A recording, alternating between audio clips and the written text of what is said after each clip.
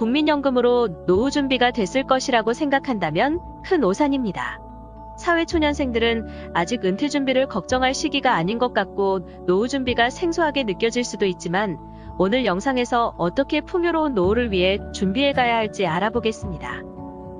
일반 직장인은 보통 25세에 일을 시작해서 평균 퇴직 연령인 55세까지 일을 합니다. 때문에 은퇴 후엔 평균 기대 수명인 80세까지 적어도 25년간은 모아둔 돈으로 생활해야 합니다. 평균 노후 준비 시작 연령인 38세부터 시작한다면 약 17년간 모은 돈으로 남은 삶을 살아가야 합니다. 통계청 자료에 따르면 노후를 준비하는 사람들의 55% 이상이 국민연금으로 노후 자금을 마련하고 있다고 합니다. 국민연금은 내가 낸 돈에 이자를 붙여 돌려받는 것이 아닙니다. 절반은 내가 낸 연금에서 나머지 절반은 미래 세대가 부담하는 것으로 후세대의 부담을 전제로 설계된 보험제도입니다. 낸 돈보다 더 많이 타가는 국민연금의 특성이 후세대의 기여로 가능하게 되는 것입니다. 현재 20, 30대인 MZ세대들이 은퇴할 2050-2060년도에는 연령별 인구 비중이 다음과 같습니다. 현재는 경제활동 인구가 65세 이상 노후 인구보다 많기 때문에 국민연금으로 충당 가능하지만 3, 40년 후에는 국민연금을 수령해가는 인구 비중이 40%를 차지하고 그 연금을 부담해야 하는 경제활동 인구 비중도 20%나 줄어듭니다. 2020년 기준으로 4.5명이 한 명의 연금을 책임지는 시스템에서 1에서 1.25명이 한 명의 연금을 책임지는 구조로 변화하게 됩니다. 분명 국민연금기금 운용만으론 이 많은 사람들에게 현재 조건 그대로 연금을 지급할 수는 없을 것입니다.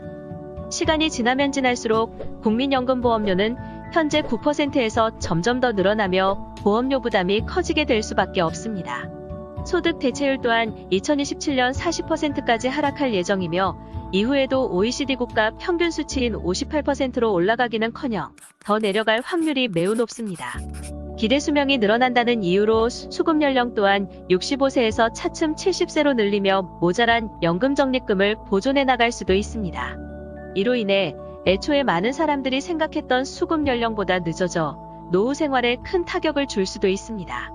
이미 지난 2013년 60세에서 2033년 65세까지 5년마다 수급 연령은 1년씩 늘어나고 있습니다.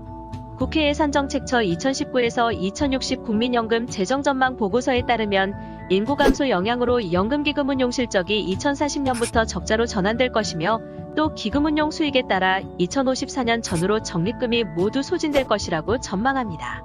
때문에 국민연금으로 대부분의 노후 자금을 마련해갈 계획이라면 과연 자신의 노후를 국가의 재정운용 실적에 맡겨야 할지 다시 한번 고민해봐야 합니다.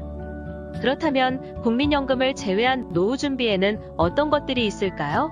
매월 매년 얼마씩 저축하면 은퇴 후 25년간 돈 걱정 안 하며 살아갈 수 있을까요? 현재의 라이프 스타일을 유지하며 물가 상승률 또한 0%라고 가정한다고 하더라도 30년간 일하며 얻은 소득의 절반 정도는 모아야 나머지 30년은 더 살아갈 수 있습니다. 적정 물가 상승률을 평균 2%로 본다면 30여 년 후엔 물가가 적어도 2배 이상 뛰어있기 때문에 거의 모든 소득을 저축해 두어야 가능하게 됩니다. 이처럼 화폐 가치는 시간과 반비례하기 때문에 현재 소유한 돈이 가치를 잃지 않도록 현명하게 투자해 놓아야 합니다. 노후 준비를 이미 마치고 기다리고 있는 금태족들은 과연 어떤 방식으로 미래를 준비해 놓았을까요? 첫 번째, 가장 먼저 개인연금에 가입하라. 개인연금은 연간 1,800만원까지 납입이 가능하면 최대 700만원까지 소득공제를 받을 수 있어 노후 준비와 절세 효과를 동시에 누릴 수 있습니다. 메리츠 자산운용 대표 존리를 포함한 많은 전문가들은 최대 400만원까지 연금저축펀드로 세제를 받고 투자하라고 권유합니다. 두 번째, 퇴직연금을 활용하라. 대부분의 직장에는 퇴직연금 제도가 있는데 퇴직연금에는 DB형과 DC형, 그리고 IRP가 있습니다. 많은 사람들은 이들의 차이를 모르거나 아예 관심조차 없습니다. 전문가들은 젊을수록 DC형을 활용하여 퇴직연금도 펀드처럼 투자하라고 권유합니다. 또 개인연금에서 연금저축펀드를 투자하고 남은 소득공제 한도 300만원을 IRP를 사용해 최대 700만원까지 세제 혜택을 꼭 채우라고 말합니다. 세 번째, 배당우량주나 배당주 ETF에 투자하라. 배당우량주는 수년간 지속적으로 배당금을 지급해주고 인상해주는 회사의 주식입니다.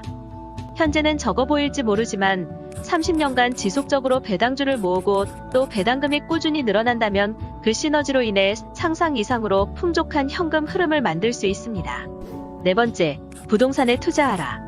대출금이 부담되지 않을 만한 내 집을 마련하여 대출금을 갚아가며 주택 자산을 쌓아갈 수 있습니다. 필요하다면 노후에 주택연금 제도를 활용하여 죽을 때까지 집을 담보로 꾸준한 현금 흐름을 만들 수도 있습니다. 현재 거주 지역의 부동산 투자가 어렵다면 자본에 맞는 투자 지역을 물색하여 월세 수입이 부동산 보유 지출보다 더 많은 구조가 가능한 주택 찾는 법을 공부하여 투자하는 것입니다. 이 현금 흐름 4종 세트를 꾸준히 공부하고 투자한다면 풍족한 노후를 보낼 수 있는 금태족이 되는 것은 시간 문제입니다.